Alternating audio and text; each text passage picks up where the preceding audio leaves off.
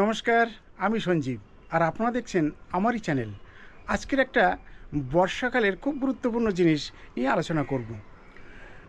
খুব ছোট্ট ভিডিওর মধ্য দিয়ে আপনারা কিন্তু এই জিনিসটা কিন্তু নিজে হাতে করে তৈরি করতে পারবেন। গুরুত্বপূর্ণ বিষয় বলতে কি, আমরা যারা গাছ পাগল আমরা গাছ মার্কেট থেকে কিনে আনছি, বিভিন্ন নার্সারিতে খুঁজে খুঁজে গাছ আমরা কিনে আনছি, কিন্তু কত সহজভাবে আমরা বাড়িতে বোগেনভিলিয়ার চারা তৈরি করতে পারি জাস্ট এই ছোট্ট ভিডিওর মধ্যে দিয়ে সেইটুকুই দেখাবো।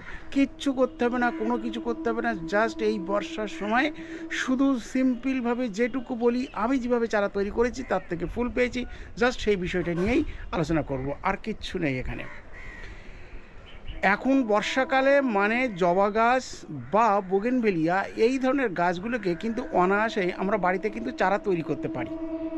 এই চারা তৈরি করার জন্যে যে নানান ধরনের প্রসেস আমরা অ্যাপ্লাই করে থাকি, যে আমাদের কাটিং পাউডার দরকার বা এটা দরকার সেটা দরকার, আমাদের মাটি তৈরি করতে হবে, করতে হবে, নানান কিছু অনেকে অনেক বলে। আমি বলছি না, কিচ্ছু দরকার নেই, কোনো কাটিং পাউডার দরকার নেই, কোনো কিচ্ছু দরকার নেই, কোনো ফাঙ্গিসাইড দরকার নেই, কিচ্ছু না। একদম পাতি বাংলায় সিম্পলভাবেই আপনারা তৈরি করুন। জাস্ট ডালটাকে কাটুন, জাস্ট ডালটাকে একটা ভালো গাছের ডাল আপনি সংগ্রহ করুন, সেই ডালটাকে সুন্দরভাবে আপনি সেখান থেকে আপনার ধরুন বাড়িতে নেই, কোথায় আছে, পাশের বাড়িতে আছে, কার বাড়িতে আছে, বন্ধুর বাড়িতে আছে, কোথায় আছে না ওখানে এক জায়গা আছে, আপনার চোখে পড়েছে ডালটা খুব সুন্দর, একটু শক্ত পোক্ত দেখে একটা ডালের অংশ চাইলে কেউ না কেউ দেবেই। এই ডালটাকে কেটে নিয়ে আসুন, যেমনভাবে আমি কাটছি ঠিক তেমনভাবে এবং কেমনভাবে বসাচ্ছি ঠিক তেমনভাবেই এনেই কাটিং করে বসিয়ে দিন। দেওয়ার পরে দেখুন মিরাক্কেল ঘটনা ঘটে গেছে, আপনার চারা শক্তপোক্ত হয়েছে না। তার মানে এই শক্তপোক্ত কী করে বুঝবেন? দেখুন এই গাছের ছালটা দেখুন, এর যে গাছের ছালটা একদম যে কচি এবং নতুন তৈরি হয়েছে ব্রাঞ্চটাকে, আপনি এর ছালটাকে উপরের বাকলটাকে দেখে নিশ্চয়ই অনুভব করতে পারছেন। আর এই জায়গার ছালটাকে আমি ক্যামেরাম্যানকে বলবো যে এই জায়গাটাকে দেখাতে, দেখুন এই জায়গার ছালটা দেখুন, এখানকার অংশ ছালটা দেখুন, তার মানে একদম পুরো হার্ড হয়ে গেছে, শক্ত হয়ে গেছে। তার মানে এইরকম শক্তপোক্ত ডালের কথাই আমি বলছি। আবার দেখুন এখানে একটা ছোট্ট ডাল, যে ডালটাও কিন্তু ছোট ডাল হলেও কিন্তু এর ছালটা বাকলটা কিন্তু বেশ সুন্দর, কিন্তু শক্তপোক্ত তৈরি হয়ে গেছে। তাহলে এইরকম শক্তপোক্ত ডালটাই আপনাকে কিন্তু কালেকশন করতে হবে। এইরকম শক্তপোক্ত ডাল আপনি কেটে আনলেন, কত বড় ডাল কাটবেন? তাহলে কি এইরকম বড় একটা ডাল কাটবেন? আপনাকে কি দেবে? হ্যাঁ, দিতেও পারে অনেক সময়, আবার নাও দিতে পারে। ধরুন আপনাকে ছোট্ট একটা ডাল আপনার বন্ধুর বাড়ির থেকে আপনি নিয়েছেন, কেমন ডাল নিয়েছেন না, এইরকম একটা ছোট্ট ডাল আপনি নিয়েছেন, জাস্ট এই ছোট্ট ডালটাকে আপনি পেয়েছেন, সংগ্রহ করেছেন।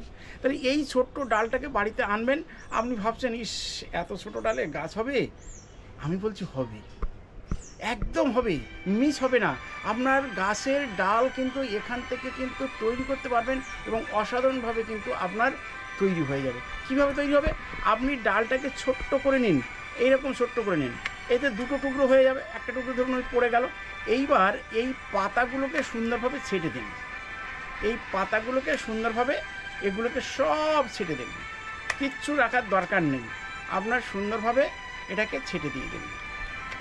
এই ছেড়ে দিয়ে দিলেন, দিয়ে ঠিক ওপরেই যে দুটো পাতা আছে না, যদি মনে করেন যে এই দুটো পাতা রাখবো তাহলে রেখে দিন, আর যদি মনে করেন যে রাখবো না, একটা পাতায় রাখবো।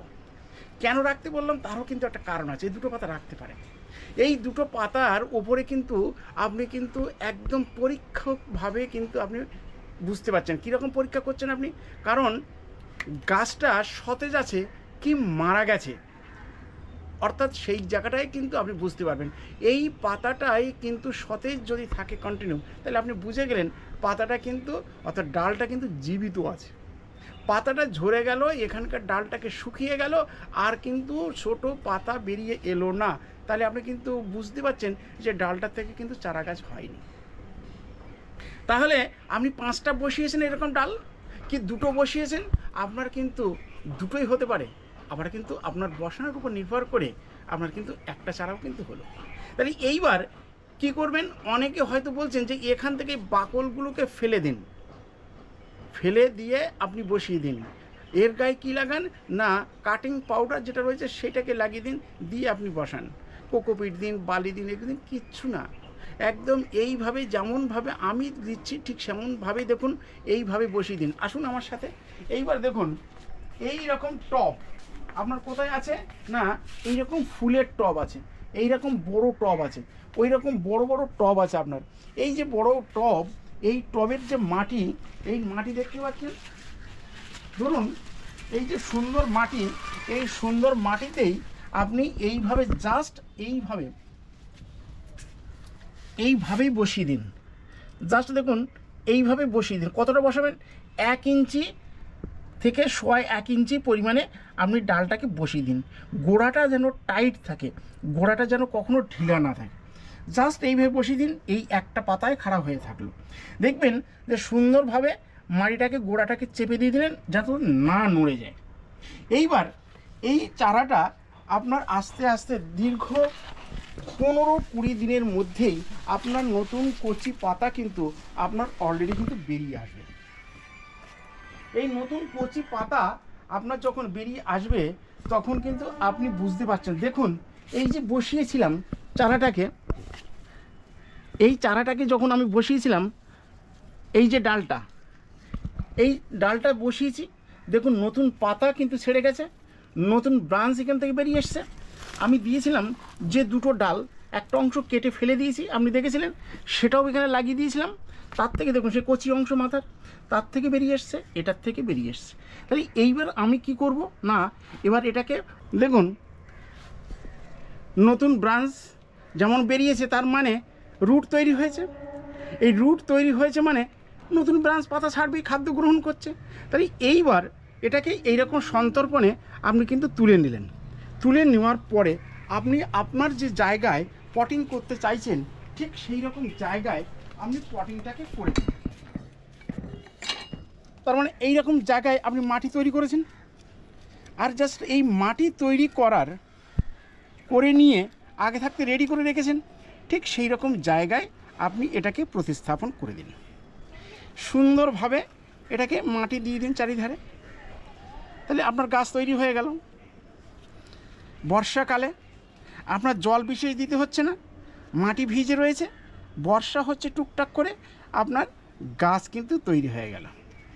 জাস্ট আপনি আপনার একটা নির্দিষ্ট জায়গায় আপনি রেখে দিন। সুন্দর দেখুন সেই গাছটা যে টবে বসিয়েছিলাম, সেই টব থেকে একটা ডাল বসিয়েছিলাম, দেখেছিলেন একটা থেকে 2টো হয়ে গেছে, 2টো থেকে আরেকটা তৈরি হয়ে গেছে, 3টে তৈরি হয়ে গেছে, এবং ছোটো ছোটো ব্রাঞ্চ কিন্তু আপনার তৈরি হয়ে গেছে।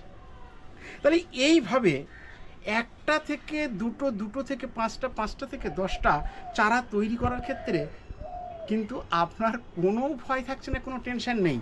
কারণ গাছের ডাল বাড়ির থেকে এনেছেন, আপনি কিন্তু 2 পয়সা খরচ করেননি, 5 পয়সা খরচ করেননি, সময়টাকে একটু ব্যয় করেছেন। কিসের সময় দিয়েছেন না, কোনো জায়গা থেকে কালেকশন করার জন্য ভালো জাতের সেই কালেকশনের ডালটাকে আপনি করেছেন, সময় দিয়েছেন। আর কি করেছেন না, এইটা বসানোর জন্য যে মাটি তৈরি করেছেন, পটিং করেছেন, সময় মতো একটু করে লক্ষ্য রেখেছেন কি অবস্থাটা হয়েছে, তাহলে সেই অনুযায়ী আপনার কিন্তু সময়টা ব্যয় হয়েছে।